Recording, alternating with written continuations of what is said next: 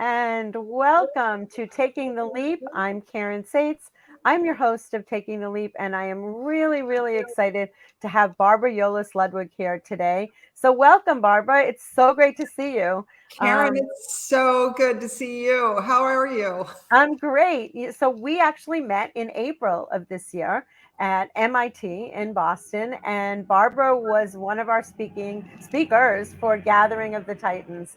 And we were introduced by her old, I guess, boss or someone Yeah. that you worked with, Darius Mirshahzadeh. And it was so fantastic to get to spend 3 and 4 days with you. So, welcome. Thank you for having me. Oh, And my yes, that was pleasure. an amazing experience. And you made it happen, Caryn. So you're Oh, thank awesome. you. Thank you. Yeah, it was a lot of fun, and it was one of the first in-person 4-day programs that I was able to do again. And I've been with them for 9 years, so being separate and doing it virtually was certainly not as much fun as being together with everyone. So it's great to see you, and I understand you are in Michigan, which is kind of the place to be during the summer. Is that true? Oh my God, Michigan is amazing in the summer. Not so much so during the winter months, right? It gets pretty cold here and snowy. But yeah, the summers here are so glorious, and it's a really cool place to be. Detroit is quite happening right now. That's amazing. So, It's been a huge turnaround. I think oh it's my probably gosh. very Yeah. exciting to be a part of it. Yeah, I will tell you, we were really proud earlier this summer. Time Magazine listed Detroit as one of the world's greatest places. Wow. And so it's really made an incredible comeback. I think a lot of people, don't really understand what Detroit is all about. And, it's not just the birthplace of automotive or the music industry. It's also a mortgage hub. A lot of the mortgage industry's biggest lenders are here. It's also the birthplace of mid-century modern art, Oh, and wow. places like Cranbrook, and it's a pretty cool town. So yeah, we're very proud. That's great. And have you always lived there or? No, I'm an East Coast girl.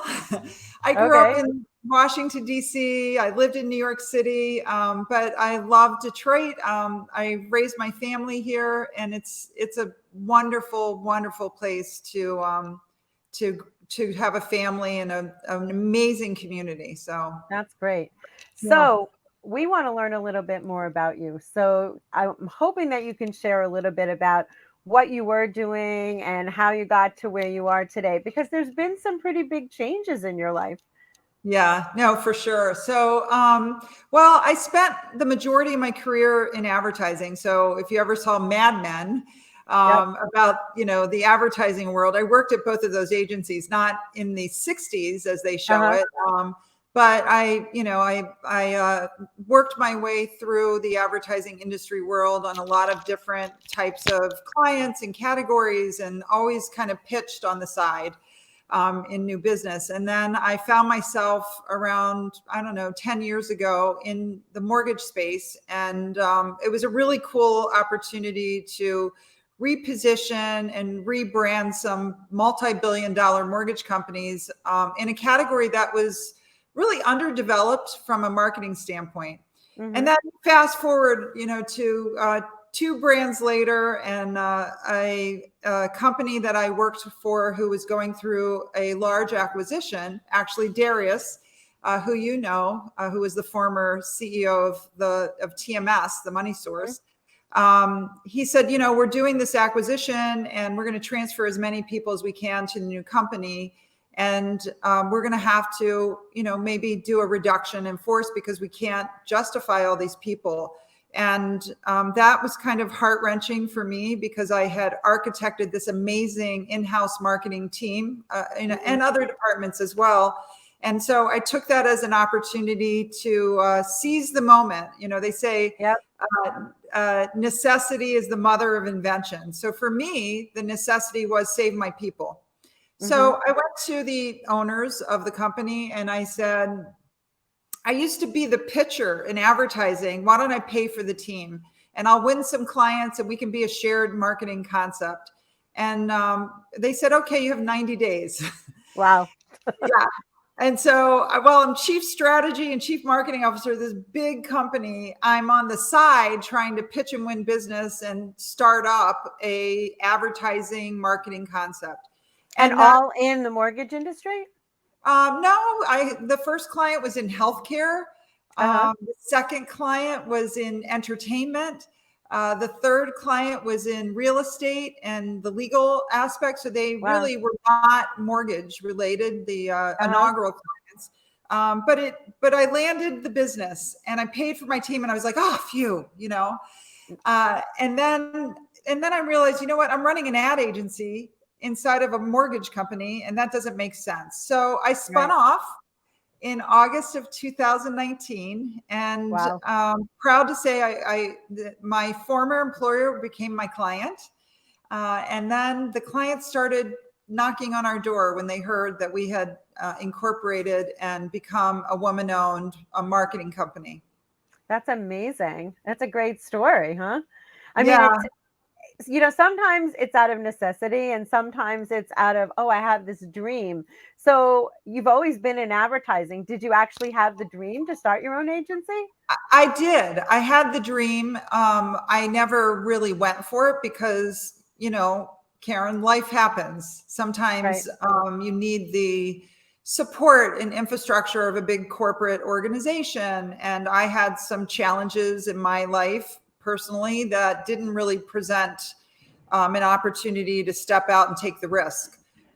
When this happened, and I knew that I had clients, you know, I had worked and, you know, for lack of a better term, hustled some Mm-hmm. business in the door, I realized that I could do this. And it was that moment that I said, you know what, let's just go for it and make this happen. So, but you know, it for sure, as much as I am very confident in my skills and my craft of marketing, running a company and opening a business is, you know, a very big challenge and a very new challenge. So it's been exciting and eye-opening and caused a Uh-huh. tremendous amount of reflection. So now you're an entrepreneur. You don't have that security of, okay, I'm running a division in a company, but now I'm leading this team. So how many people do you actually have on your team? And, how did you sort of flip that switch? So now you're the entrepreneur and the boss, as opposed to just the person, not just the person, but the person who's really, in the trenches doing that business day in, day out, because the responsibilities are somewhat different, right? Right, for sure. So we opened our doors with 17 people and 5 clients. So we opened with business. You know, it wasn't, Right. oh, we've got to go hunt it down. So we were very fortunate in that aspect. I would say that what was most important in making the shift was very early on articulating what is our vision for this company.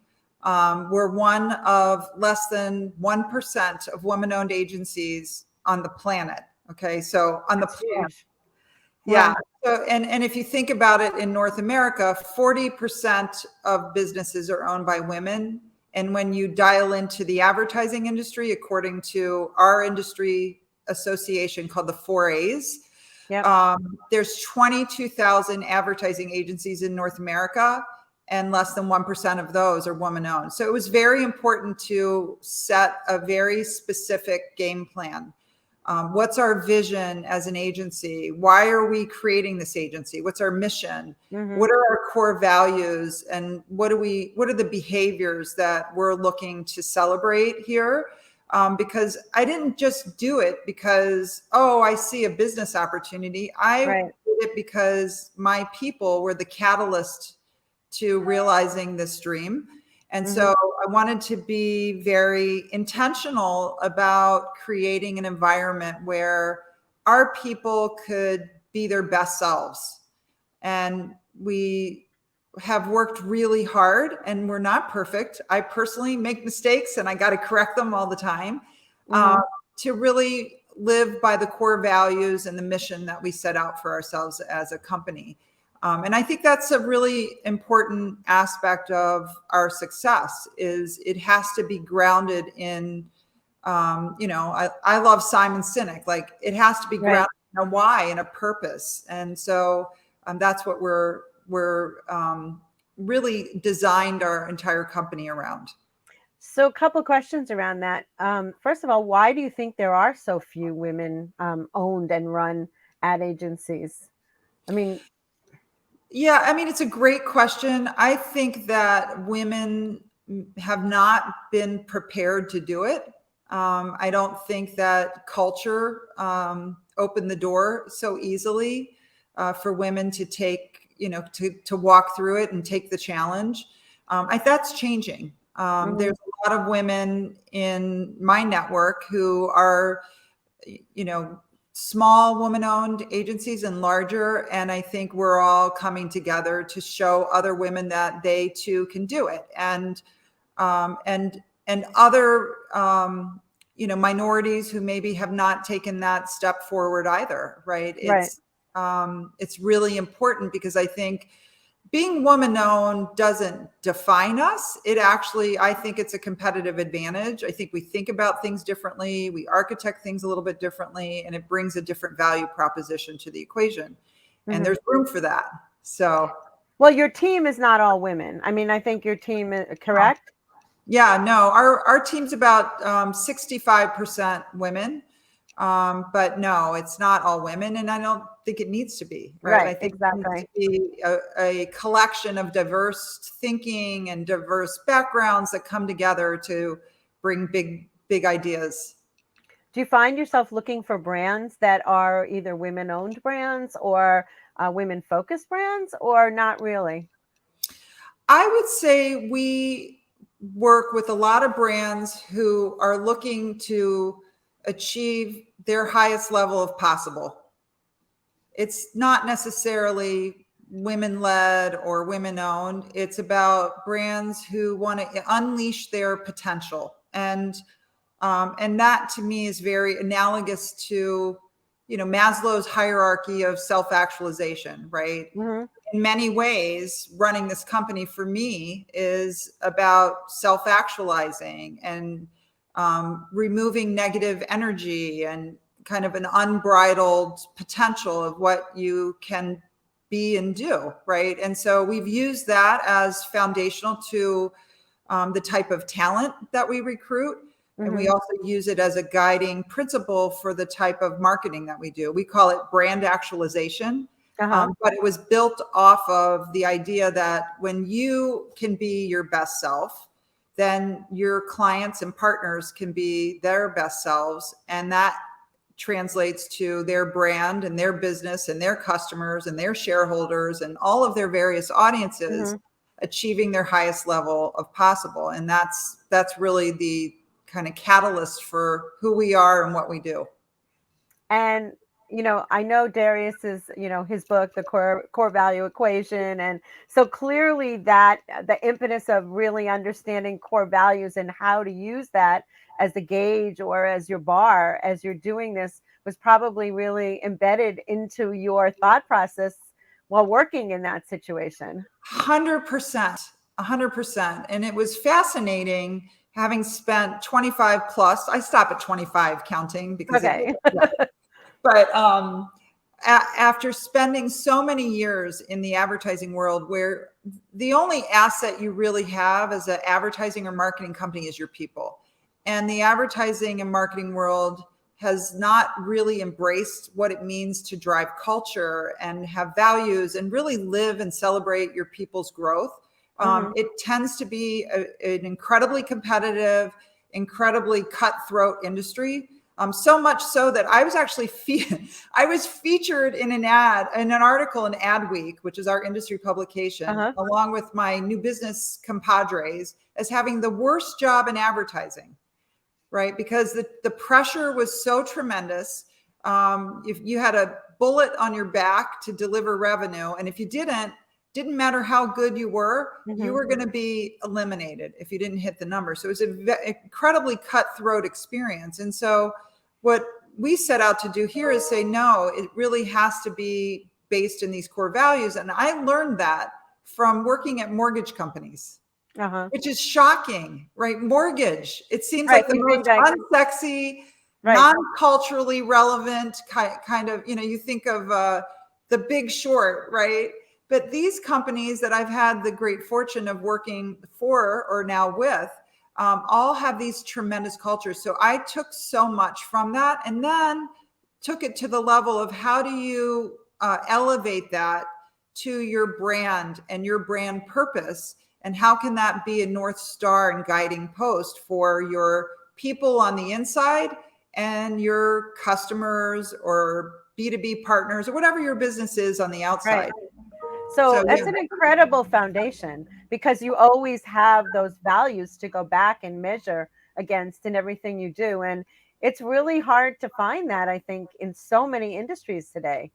It is really hard. And I will tell you, unless you align your business goals to a core value and core purpose driven organization, you're not going to really realize it, because it's not human nature to, operate with certain principles. So we try to recruit people to select themselves into what our core values and our purpose is about. And then we want everybody to win. So we set up very specific goals that align to those core values. We incentivize and bonus people to them. We make it fun. We have prizes and team Right. builds and all that kind of stuff, because it takes a lot of work to make that happen. So it's interesting, because I'm guessing in the advertising or in the brand building work that you do with your clients, you infuse the same dedication to really being in sync with the core values in everything that you do, because it is the foundation of those companies. absolutely. And I think I was very fortunate to experience the highest levels of the advertising world and the highest levels of the corporate world. And at Ludwig Plus, we kind of mashed those up together. And we said, most agencies are so brilliant and creative and strategic, but they may not necessarily understand what it means to run a business, right? If I'm working for a healthcare company, I have to make sure that I'm driving appointments at the front desk. If I'm in a mortgage company, I have to make sure that the loan officers have leads in their queue, because if they don't, they're actually not going to take a paycheck home. You know what I mean?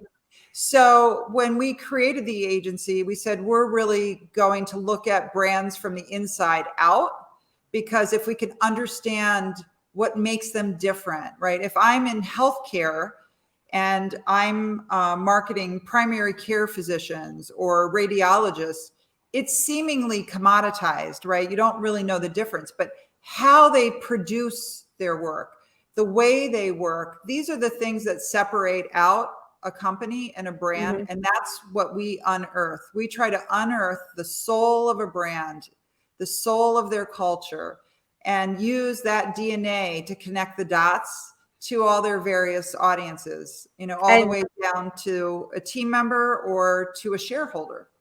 And then as a company, the services that you offer them pretty much are both on the digital side and on traditional advertising. I mean, print, broadcast, all of that. Yeah, we do everything through the line. So we do big brand identity, brand positioning, big brand platforms. And then we take it all the way through paid, owned, earned media, all the way down to a call script. We might even re-record your recording hold message, right? Because a brand has to come alive and be experienced by all their audiences, whether they're answering the phone or they're receiving a billing statement. You should feel the brand at every touch And the point. moment experience, right? Yeah, all the way through. Some of the stuff we're most proud of is with Darius, we did a really cool campaign for TMS that was around this notion of growing happiness in a category where you're purchasing a home. It shouldn't be about rates and FICO scores, right? It should be about, or the closing table. It should be the beginning table. It's your happiest, largest purchase in your life. So we created this whole effort called Grow Happiness. And while the campaign was amazing, the advertising's really exciting and cool, what was most rewarding was that Grow Happiness even got down to the call center when perhaps somebody wasn't able to make their payment. They were growing happiness on the phone, treating people with humanity and dignity and integrity, right? And so that's where brands can create that actualization, right? Where you can feel it, you can hear it, you can smell it, you can taste it. It becomes very visceral, and it becomes a guiding post by which you run your company. Right. It's interesting. I do so many events and so many different experiences. And I always believe that either the person at the registration desk or the receptionist in the lobby of the company, the first contact that you have sets the tone for, you never think about that person as the most important person in the process. But at the end of the day, it's the first person that they encounter, the same as the person on the phone or whatever the situation is for the company. And if that person is just, not paying attention or looking away or not smiling or whatever the best way to act would be, that's your first impression of that business and that company. And you sometimes just turn around and walk out. Yeah, no, and you're right. You're so right, Caryn. I mean, we always say people don't buy products or services. They want to buy into something that's a shared experience, a shared value, a shared purpose.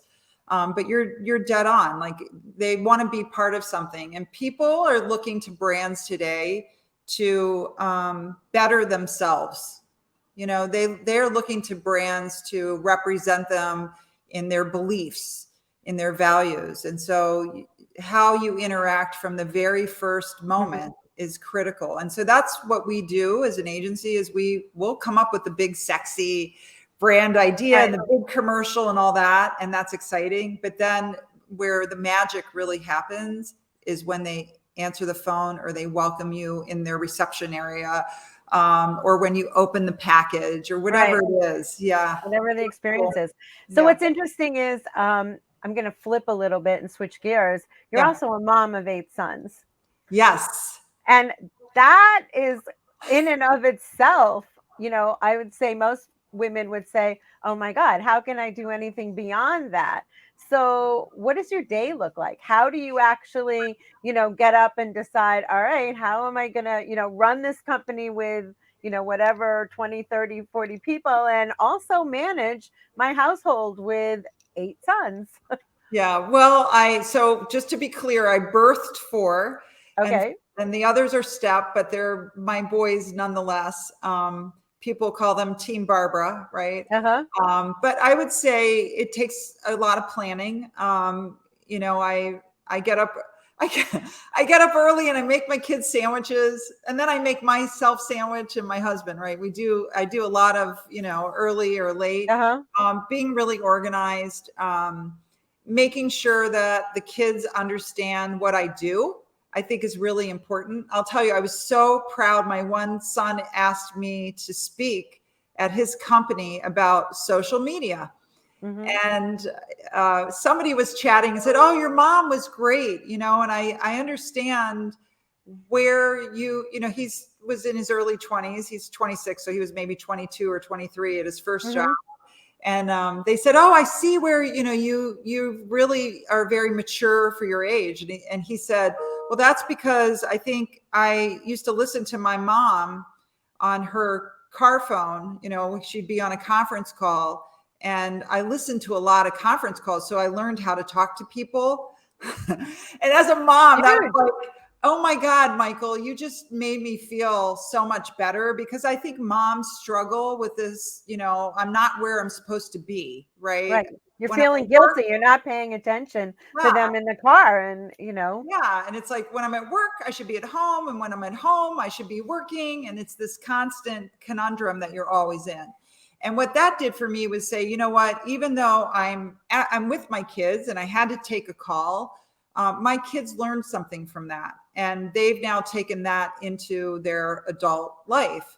I still have a couple younger ones at home. So, some are grown and working and living on their own, but we still rally the crew quite often. And I think that's an important part, that as a working mom and a working entrepreneur who's in year 3, that, you have to make time.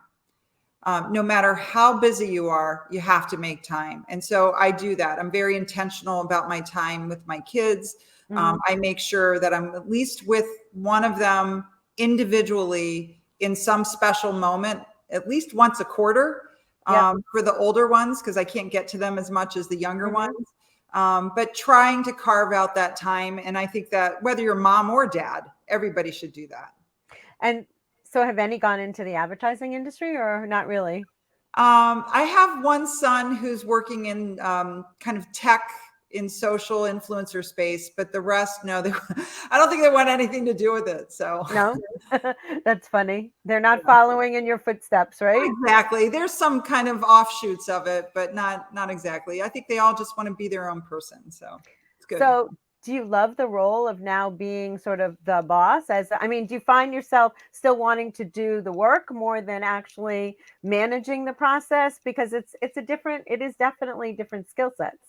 Yeah, I mean, it's such a good question, Caryn, because on one end, I have to run a company, right? I have to make sure we're financially sound, delivering operational excellence, meeting compliance standards and cybersecurity standards, and that's really important. When it comes to the actual product of what we do, I don't view myself as the boss. I view myself as part of the team, right? I'm here to coach them, train them up, guide them, share my experiences, and help them be successful. But I'm not very much into, I'm the boss. So you don't do the hiring, the firing, the Yeah, I mean, I want to hire people who are better than me and get out of their way so they can do great things. That's great. I'd work with you. That's a really good situation, for someone to be in, and also for them to, for you as a role model.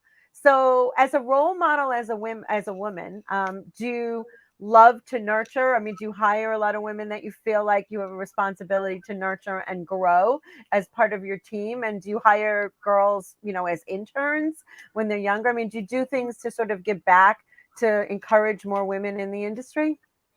I mean, we have a lot of women here. As I said, we're about 65% women. But we have a lot of really nurturing men here too.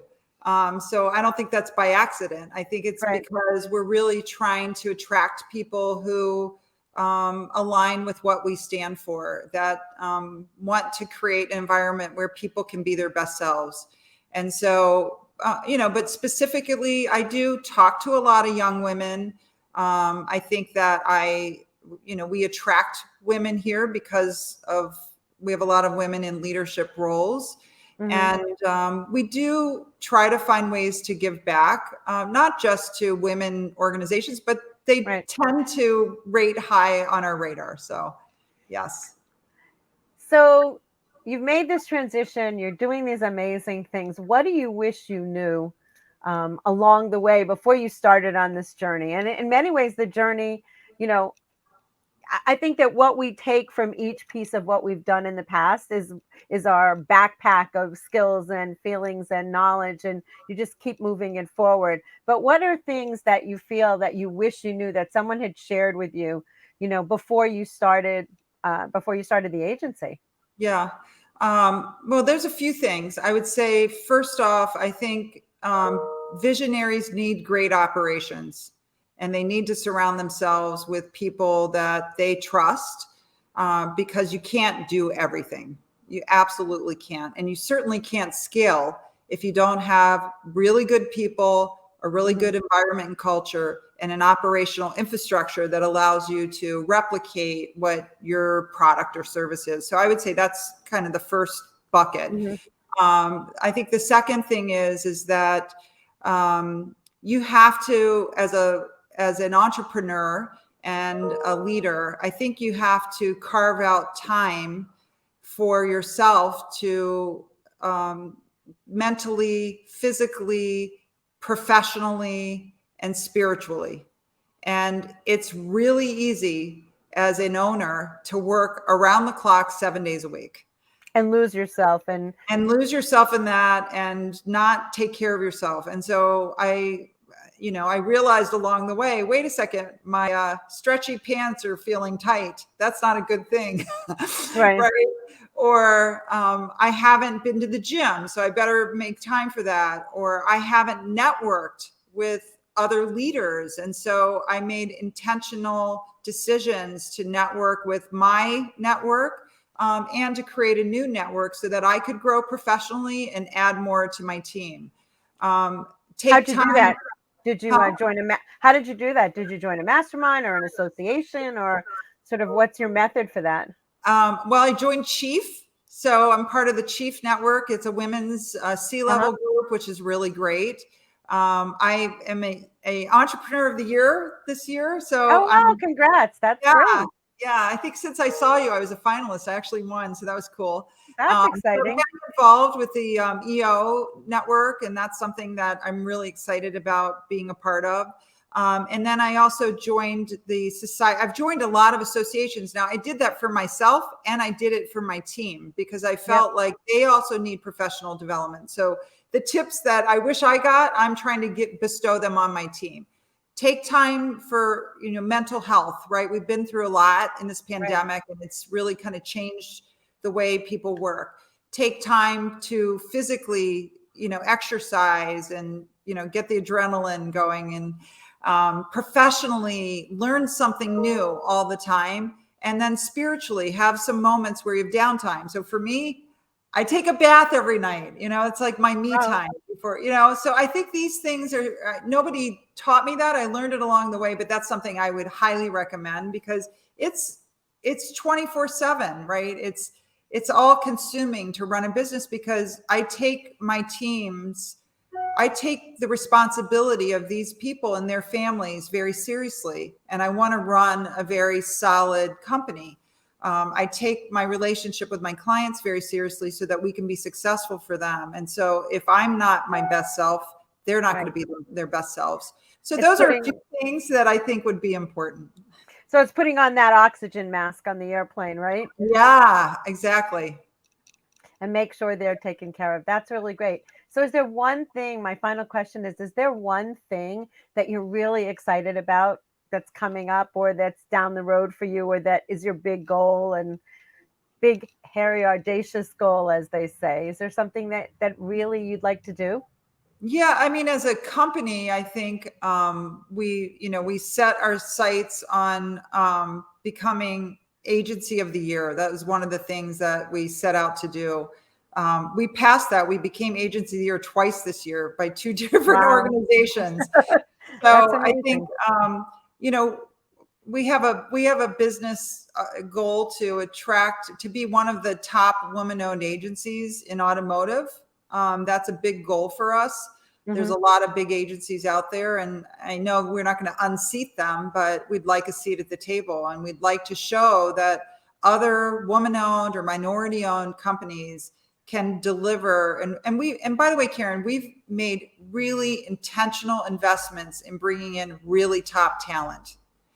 And that's another important thing that I think as a leader and a young entrepreneurial company, we want to be taken seriously. And so I think landing larger clients in categories that are new for us is part of our big goals, as long as we don't lose the soul of our company, right? We want to be who we are and deliver our greatness to them. So that is amazing. I have loved talking to you. I think that you have so many insights and words of wisdom to share with other women and other people. I mean, as you said, it's not just about women, but I think women tend to second guess in terms of, should I do this? Can I do this? And, it's scary out there. But having the confidence and the knowledge and going for it is that taking the leap. And well, I was going to say, like, it is about taking the leap, and I think you can do it. Life is always going to throw some curveballs at you. I've certainly had my fair share, as you know, Caryn. And you can find your way. You just have to go one step at a time and write a plan. Be true to what you're setting out to do and just go for it. You know what I mean? You can do it. If you have that dream, you can absolutely make it happen. Take the leap. Caryn's name of this podcast is exactly dead on, and I'm glad I took the leap. So, well, congratulations. You have accomplished so much. I'm so excited for you. And I can't wait to see where you go. And I wish I lived in Michigan and I could have lunch with you all the time. But it's great to see you. It's great to hear your story. And I think it's such an important story to share with so many others. So thank you for being here today. thanks, Caryn. Thanks for having me. I'll see you My soon. pleasure. I'll see you soon. And this will be up on YouTube. So feel free to share it with others. And I hope that they learn and have the courage and the confidence and be inspired to take the leap as well. So thank you and have a great day. Thanks. Have a great day. Bye bye.